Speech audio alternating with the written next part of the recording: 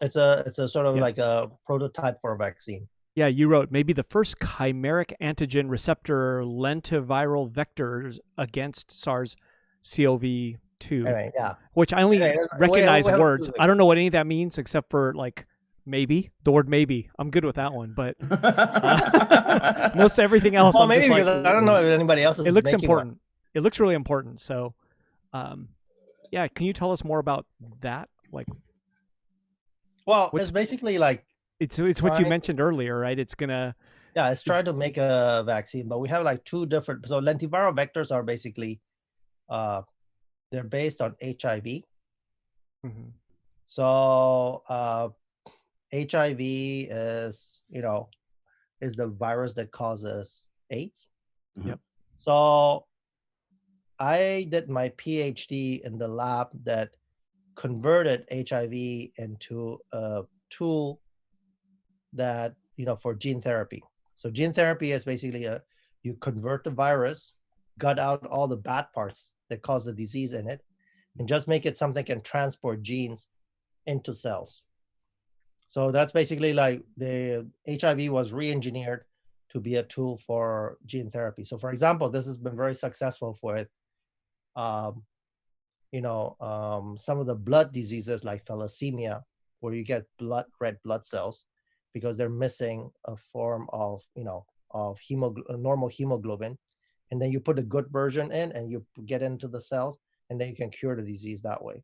Or you can actually have people who have like hemophilia and stuff like that.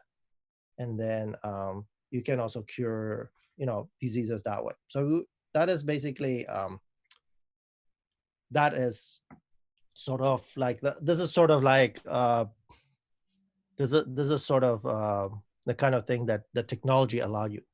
But then a bunch of years ago, people started using for also for so if you want to put a gene into a different organism and use a virus to carry it, this is basically what you use. And then this has been like a big industry also for cancer therapy. So Novartis has a treatment for leukemias and lymphomas, which is kind of a blood cancer that is based on these lentiviral vectors. These lentiviral vectors carry instruction to the to your basically to your immune system to go attack certain things, and it tells you to Oh, attack the cancer cells. Wow.